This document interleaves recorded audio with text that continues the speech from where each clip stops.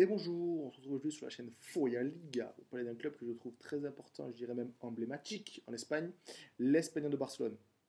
Alors pourquoi on parle de ça? Bon, parce que vous savez très bien, si vous avez Beansport et que vous avez un peu Twitter, ce soir l'Espagnol de Barcelone affronte le FC Barcelone au Camp Nou à 20h45 pour le compte de la troisième journée de Liga.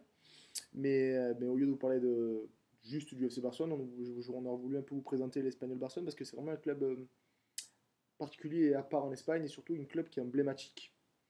Mais pas emblématique parce qu'ils ont gagné zéro titre, pas emblématique pour leur traitement médiatique parce qu'ils n'ont jamais vraiment eu de traitement médiatique, même pas emblématique parce que c'est vraiment un emblème, mais parce qu'emblématique parce que c'est un club qui est tout le temps régulier en Espagne. Tout le temps là, ils ont 74 saisons en Liga, c'est un club qui est récurrent, qui est toujours là, qui marque la Liga par sa présence en fait, simplement par sa présence.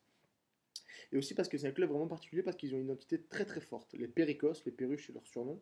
Ils ont vraiment une identité espagnole très forte. Ils ont une philosophie basée sur la formation, par les jeunes, par l'incorporation de jeunes espagnols, en majorité, avoir un jeu plutôt rugueux, des soldats, avoir des mecs qui mouillent le maillot. C'est vraiment ça, c'est vraiment comment on définit l'espagnol en Espagne, c'est ça, cette capacité de former les jeunes. On peut même le définir en club passerelle. C'est un club qui fait très bien la passerelle entre les divisions inférieures, entre sa cantera et sa B ou la B des autres. C'est un club qui arrive à ouvrir la porte de Liga à des jeunes joueurs, étrangers ou espagnols. C'est vraiment cette capacité-là qui est très forte. Ils sont très forts.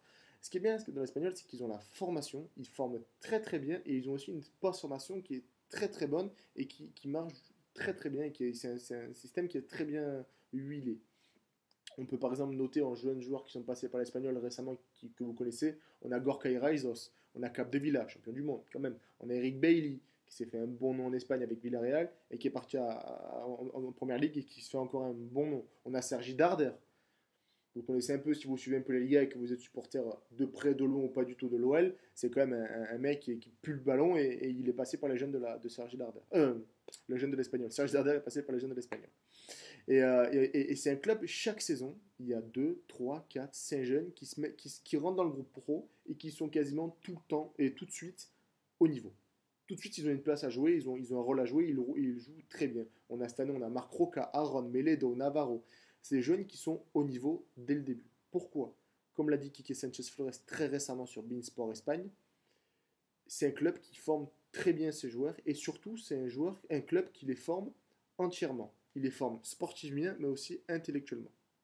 Quand tu passes par les jeunes de l'espagnol et que tu vas au bout de ta formation, tu as quasiment toutes les chances de passer pro, à l'espagnol ou ailleurs. C'est un club qui inonde les premières et deuxième divisions espagnoles.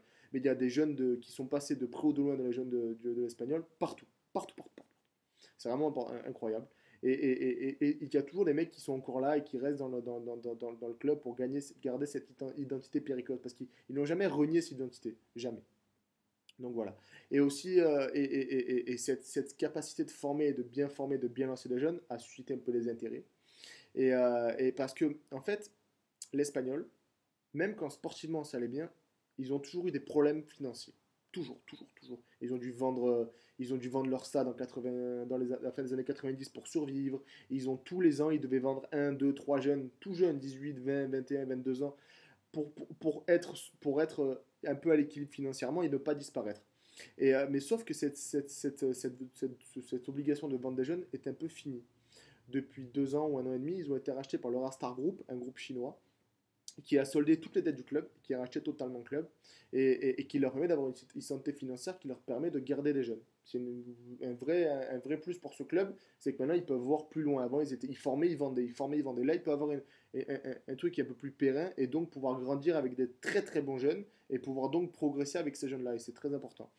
Bon, après, c'est pas non plus l'Espagnol, les Chinois n'ont pas venu en mécène, hein. Ils sont venus, ils ont un vrai objectif, c'est développer cette capacité de formation et l'exporter. Ils ont créé enfin, ils ont ouvert des écoles de football en Chine, au Maghreb. Ils ont une vraie volonté d'exporter cette capacité et cette science et ce savoir pour découvrir ailleurs et pour récupérer d'autres jeunes à l'étranger. Mais on a aussi cette capacité de formation et de post-formation a aussi suscité des intérêts et a aussi permis à des clubs de se rapprocher.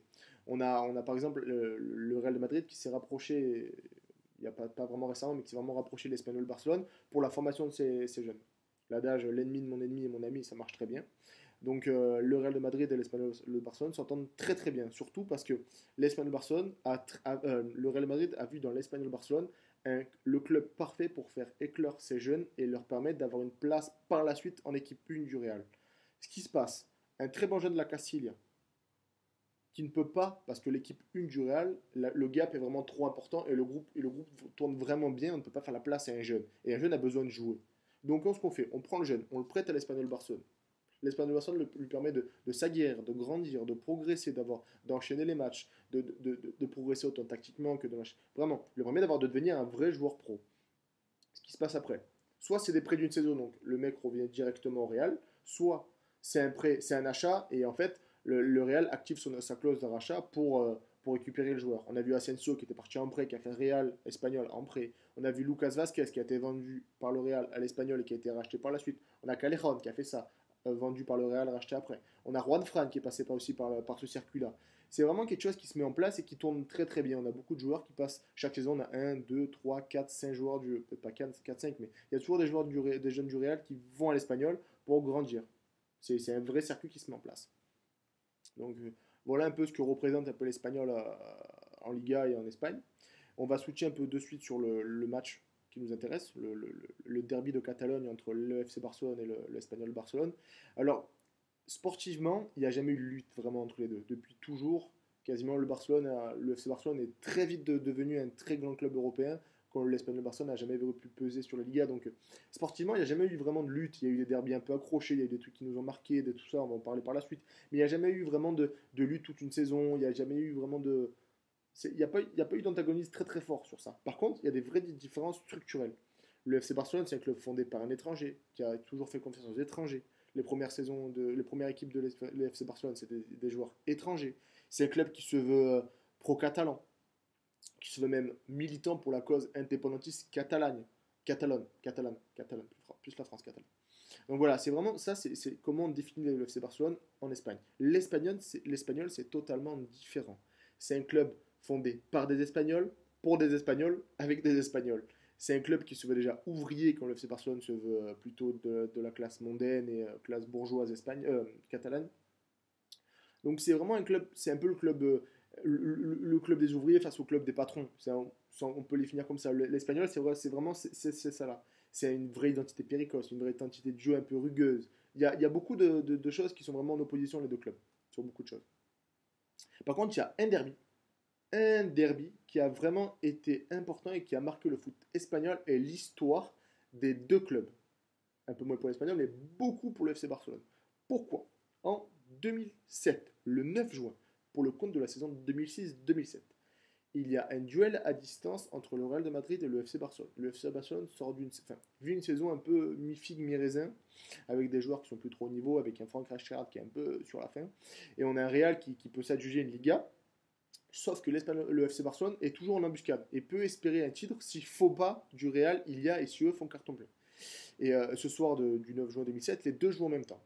Le Real joue à Majorque, le FC Barcelone affronte l'Espagnol. Donc, ce qui va se passer, 90e minute, les deux matchs jouent en même temps. Le Real perd 2-1 à Majorque. L'Espagnol Barcelone perd 2-1 face au Barça. Donc, à cet instant, à la 90e minute du match, 90e minute du match, le FC Barcelone peut se croire à être premier et donc quasiment s'adjuger le titre.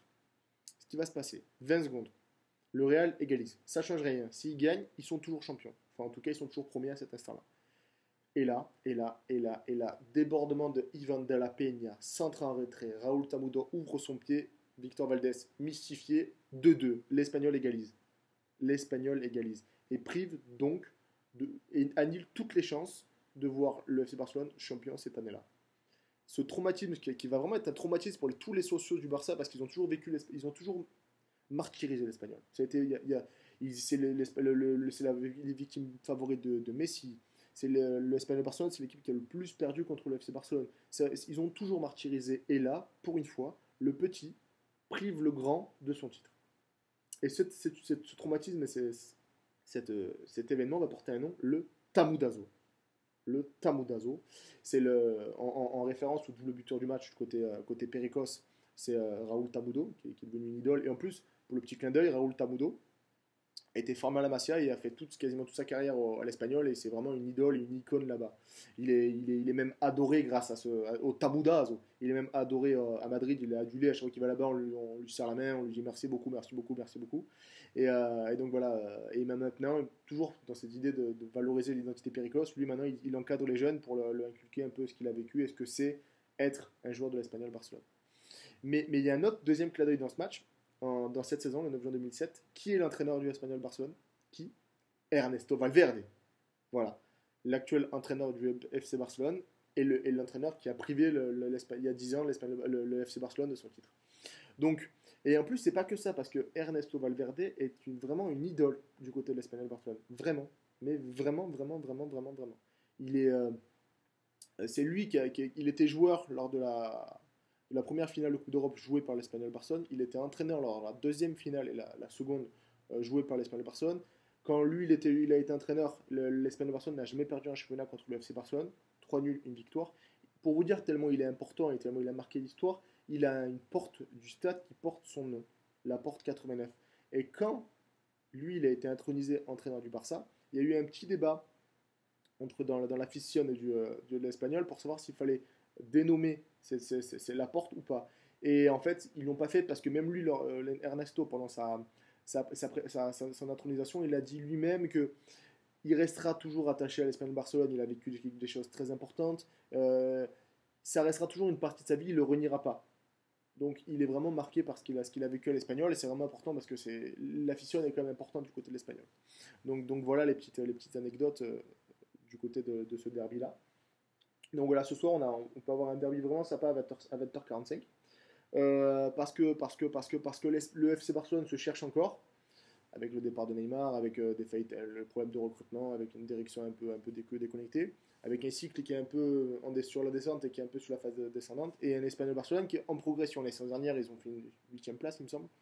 Un jeu vraiment très très propre, très très bien en place, une solidité défensive. Mais après, ça manquait un peu de folie offensive, donc on ne s'est jamais vraiment régalé en voyant l'Espagnol. Mais c'est un club qui est bien en place et qui défend plutôt bien.